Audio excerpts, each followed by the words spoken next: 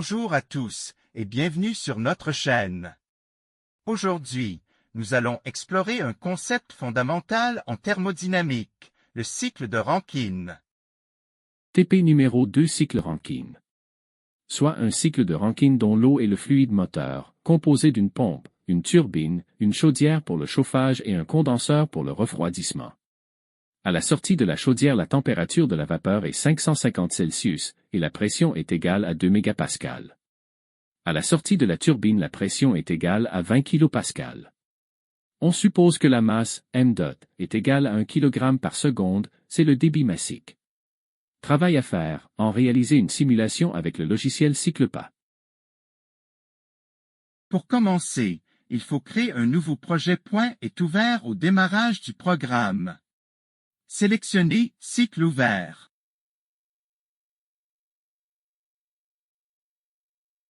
Nous disposons de 4 opérations permettant de créer un cycle, opération d'une pompe, une turbine, une chaudière pour le chauffage et un condenseur pour le refroidissement. En cliquant sur les éléments, on peut les déplacer. Par un clic droit, on peut les faire tourner. En cliquant droit sur les petits triangles jaunes accolés à chaque élément, on peut relier les 4 éléments pour faire un cycle.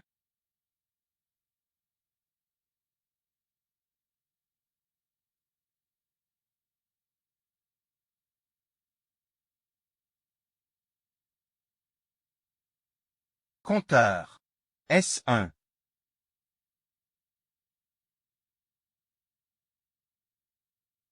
Compteur S2.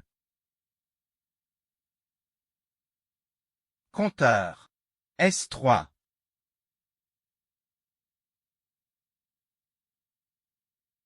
Compteur S4. À la fin, on choisit le mode analyse.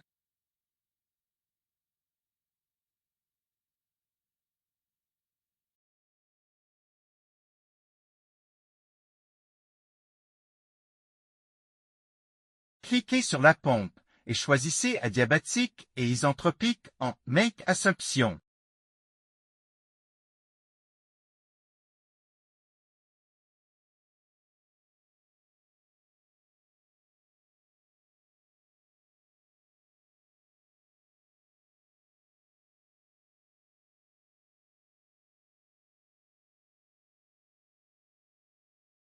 Cliquez sur la chaudière et choisissez Isobar en Make Assumption.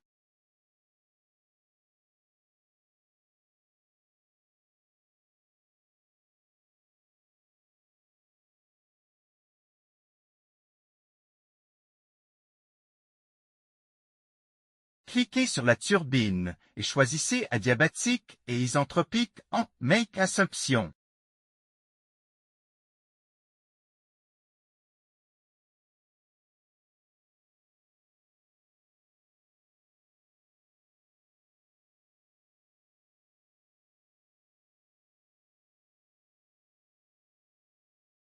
Cliquez sur la condenseur et choisissez Isobar en Make Assumption.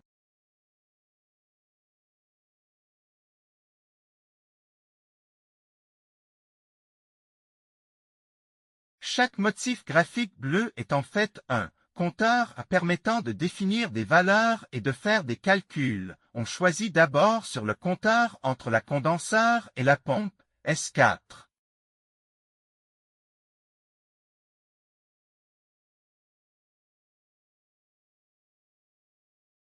On introduit la substance, l'eau, water.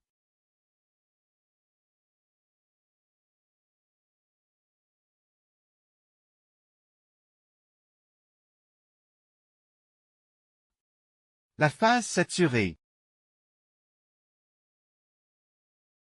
est indiquée de qualité. La qualité est la teneur massique en vapeur, puisqu'il s'agit d'un liquide saturé. La teneur massique en vapeur sera nulle.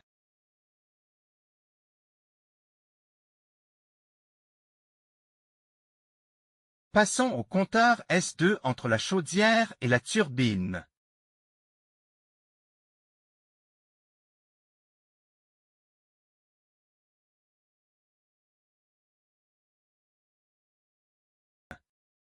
On impose T égale 550 Celsius.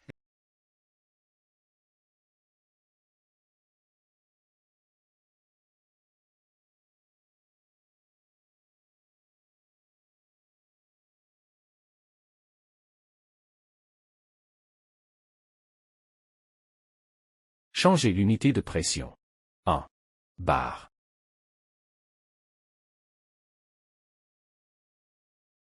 Et P égale 20 bars.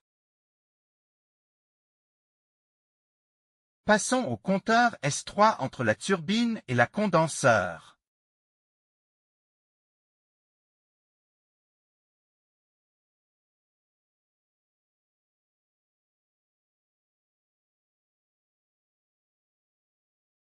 On impose P égale 0,2 bar.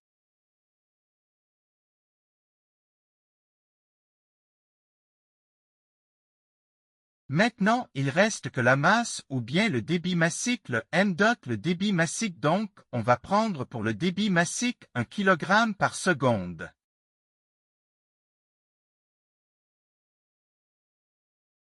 En choisissant dans la barre supérieure du menu Cycle Properties, on obtient le bilan.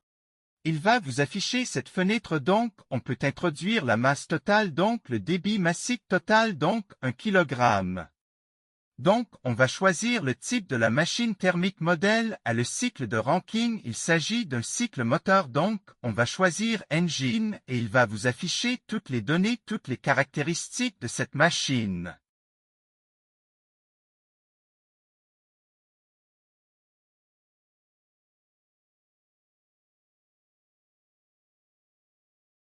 La première question. Trouvez les propriétés du cycle suivantes. La température à la sortie de la turbine. T égale 60,07 Celsius.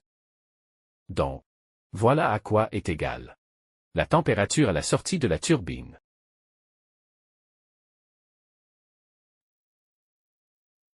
Le travail net produit.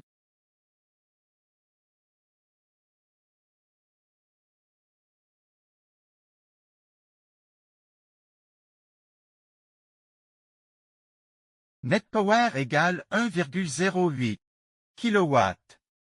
Vous avez le travail net. Net power.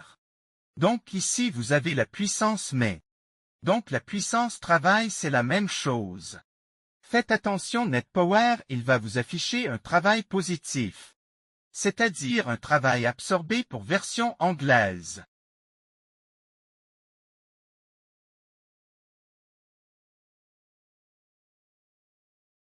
Le rendement thermique. État thermal égale 32,47%. Donc voilà à quoi est égal le rendement thermique. Le travail reçu et le travail fourni. Power inégal. Moins 2,02 kW. Donc voilà à quoi est égal le travail fourni. Power out égal 1,082 kW. Donc voilà à quoi est égal le travail reçu. Deuxième question. Tracez le diagramme TS. Donc vous avez pas mal des informations, on peut même tracer le cycle de Rankine. Le voilà donc sur le diagramme TS. Le premier point. C'est un point liquide saturé. Voilà donc le cycle est tracé entre deux isobars. La pression minimale, la basse pression.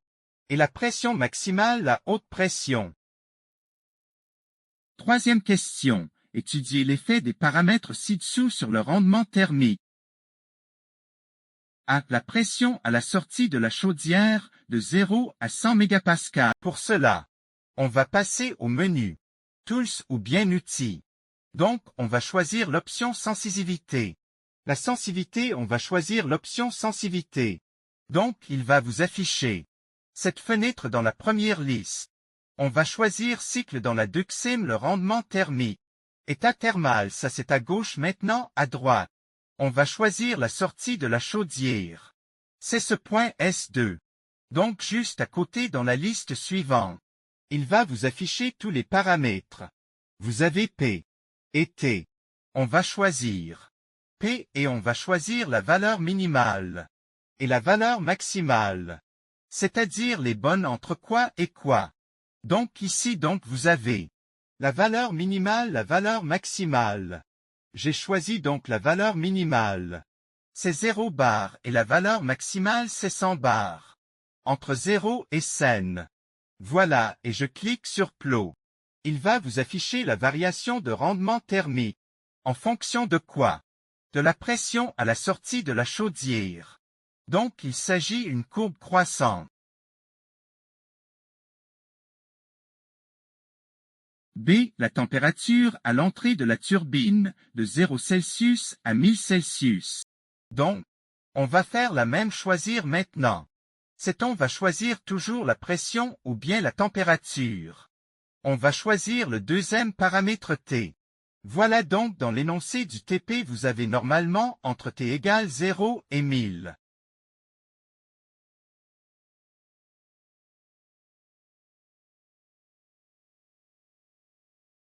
Et on va tracer la courbe qui représente l'effet de la température à la sortie de la chaudière, ou bien à l'entrée de la turbine sur le rendement thermique. Il s'agit d'une courbe croissante.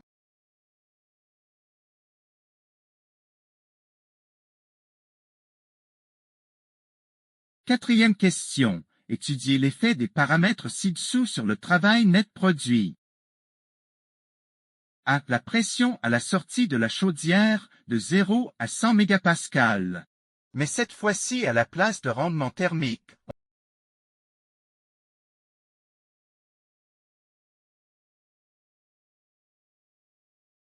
On va choisir quoi net power. On va garder toujours le point S2. Puisqu'on parle toujours de la pression à la sortie de la chaudière. Toujours entre 0 et 100 bar. Et on va cliquer sur Plot pour afficher. Donc l'effet de la pression sur le travail net. B. La température à l'entrée de la turbine, de 0 Celsius à 1000 Celsius. La même chose, cette fois-ci on va choisir le deuxième paramètre T. C'est la température toujours au point S2. Et la valeur minimale c'est 0. La valeur maximale par exemple 1000. Et on clique sur Plot. Pour tracer la courbe croissante qui représente l'effet de la température sur le travail net. En résumé, le cycle de Rankine est un processus essentiel pour la production d'énergie thermique. Merci de nous avoir suivis. N'oubliez pas de vous abonner à notre chaîne pour plus de contenu éducatif, et à bientôt.